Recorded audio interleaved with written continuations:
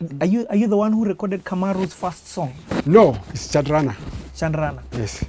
What about, so tell us a little bit about Kamaru, because that's a legend who we've just lost. Kamaru, when I came here, Kamaru was very, very instrumental because we became friends. He had a shop. Mm-hmm. He was distributing, and I also had a shop. We had things in common, but now he was not able to continue with the selling. No, he went selling the music and going to produce some other people. I remember Kakai Kalonzo was first produced by Kamaru before I you got him. Okay, so he produced several other musicians like Lawrence Dolo and another, there are at least known people for Kikuyu. Yes. And then actually even Kamaru old shop, the oldest sound recording studio was just next. It was upstairs. Mm-hmm. It was a single room. That's the oldest sound recording studio. I forgot his name. Yes. But that was but the it was oldest next to his shop. But it belonged to Asians. Above his shop. So he was a distributor. He was a distributor and of course an artist. Mm-hmm. Okay? And also performing artist, because he could go and perform. But when he went gospel, I began now recording him in my studio. Mm-hmm. I have a few of his recordings. This is after 94 now.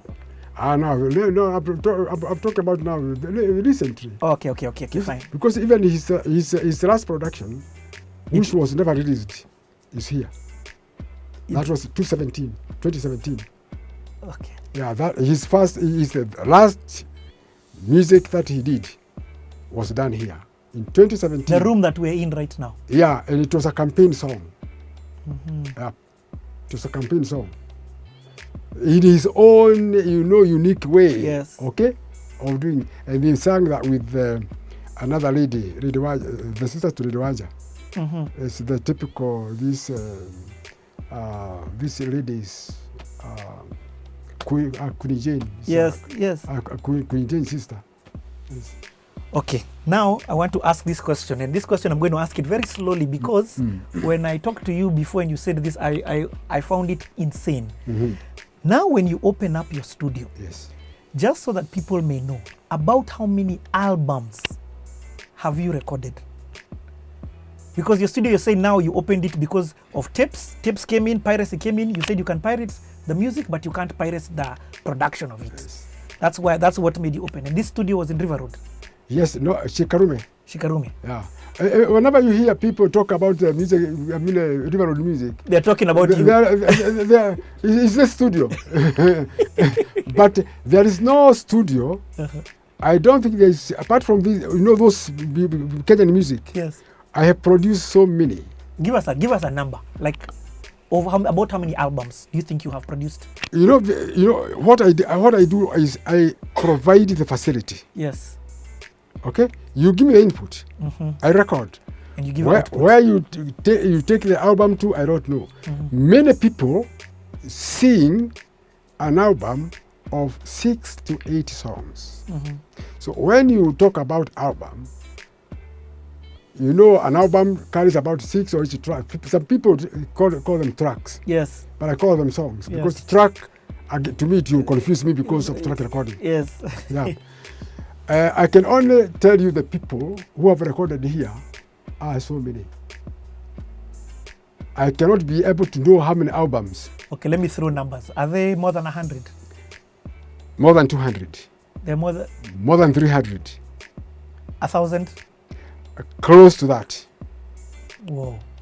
Close to that. Because any Babu,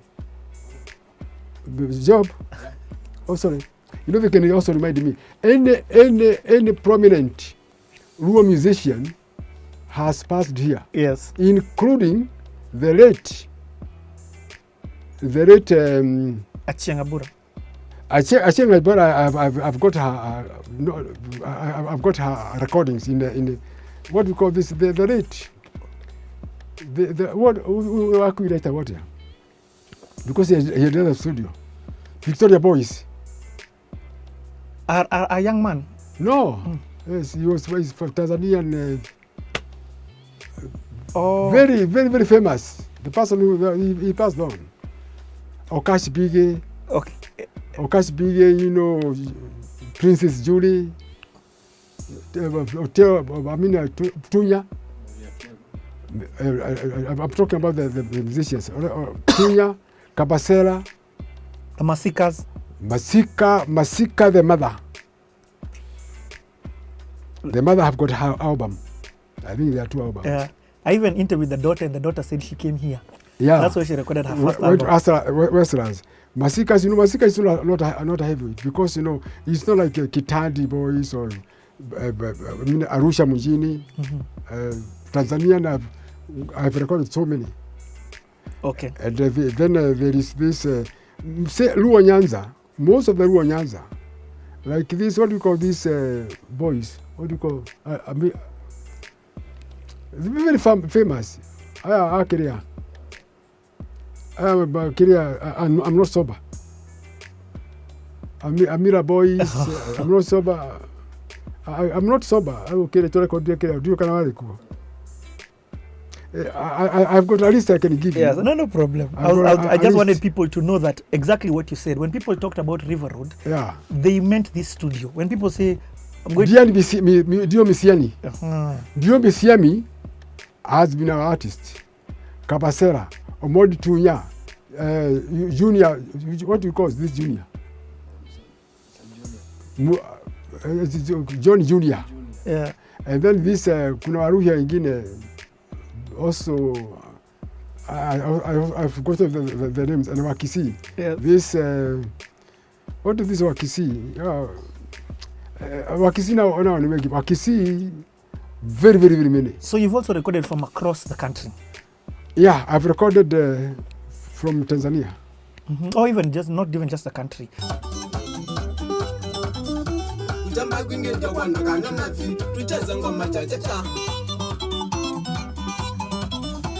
Jamba kwinge jawano kana mafi tonane pende mwakani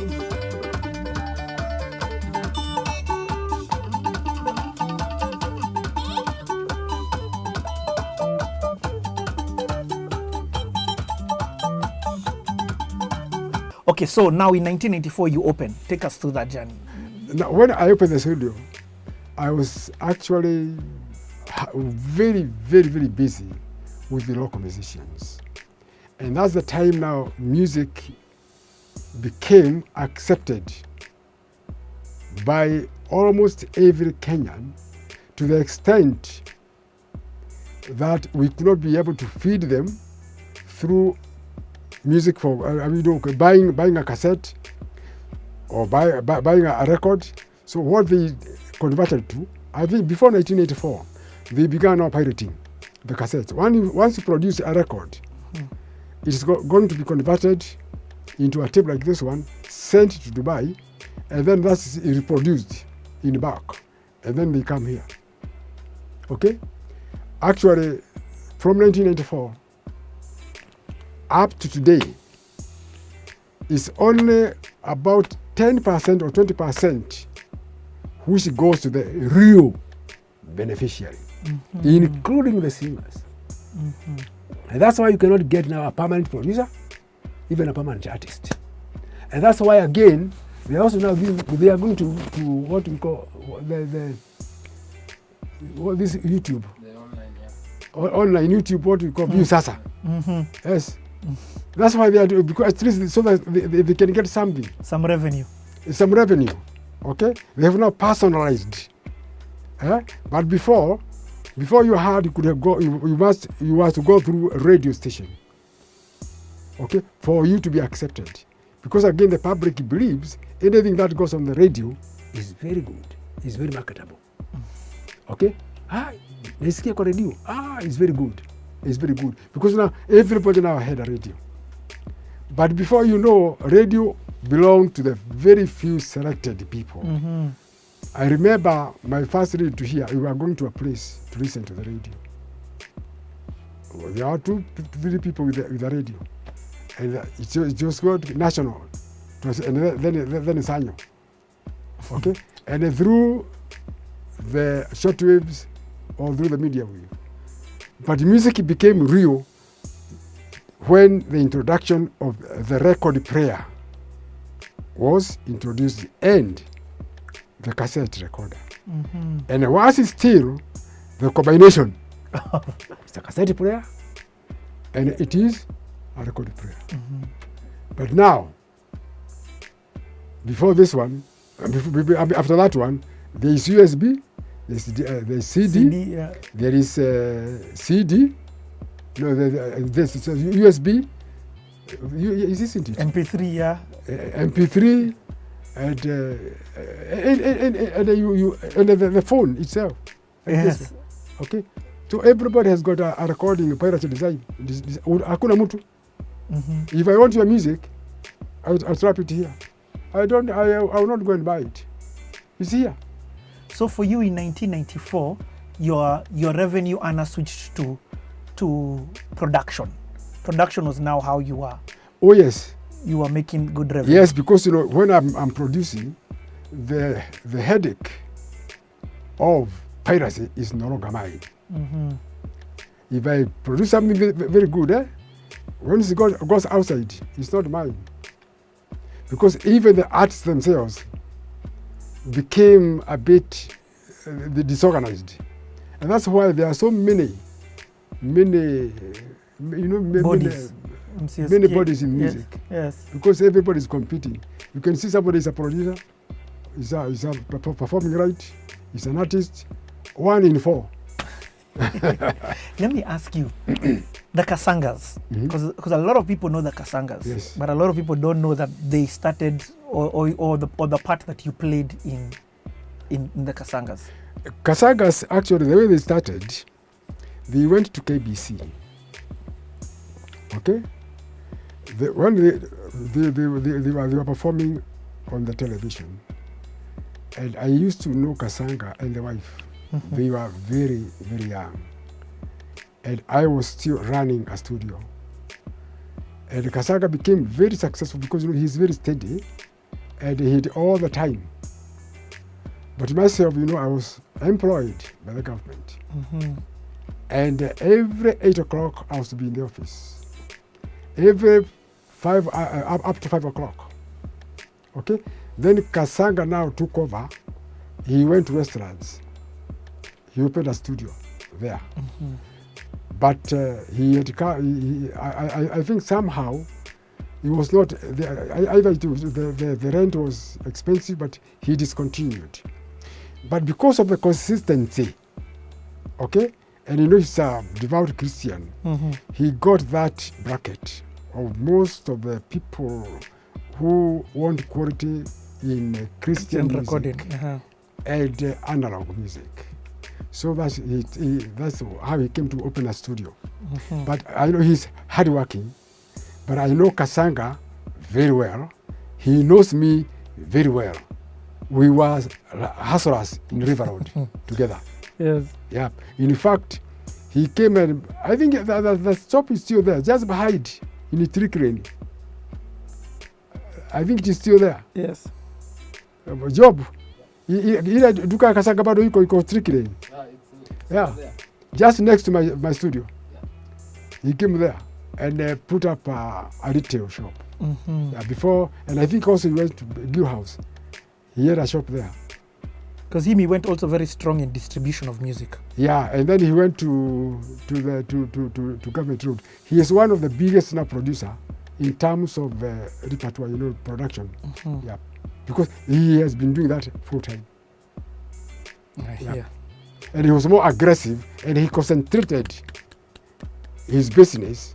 And of course, being a singer himself and the wife also being also a singer, that combination is very attractive to the other singers. Me, I was a hustler. You are the I executive am not producer. a singer and all of you. Yes. Okay? But Kasanga with his team, gospel, and they are singers, and with his space. So he was, he has been doing well. Yeah. Yep. Okay, so between 1994 and now, is there anything that you'd like to tell us? There is a lot of Take your time. a lot of change. Because from 1994, when I began active recording, I've told you I've done more than 1,000 albums in my studio. And some of them, when I play back, I don't even believe that were done in my studio. I'll play back for them to you, because I also had very good hardware. Somebody who was my employee brought me a present through her husband, and this was a digital recorder, a digital keyboard, and a very good drum set. And the quality in my studio was very, very high. Up to now, I'm not saying it's poor. Yes. And you can even hear, you just ask, it's something that you can find out. But we actually dwell or major mostly in live recording, the actual live recording, not digital. Playing the instruments. Instruments. Yes. People confuse digital. There's nothing. When I see you, I don't see digital, Richard, digitally. I see you analog format. Yes. Okay? Even my voice is not digital. But the way you store that information, The packaging. or the packaging, is what we call digital. So that now, the end product is going to be the same as the It's the input. input. So the digital technology tries to maintain that status. So that quality is not lost. Yeah, and if it is transmission, or if I can see you here, face to face, I don't have to devise any digital to see you here, because I'm seeing you face to face. But even in America, I ask you to send me a picture. It has to be digital, which looks like the way you are, and I look the way I am. So even in transmitting or conveying the information, storing the information, it's easy also. No problem. Hello.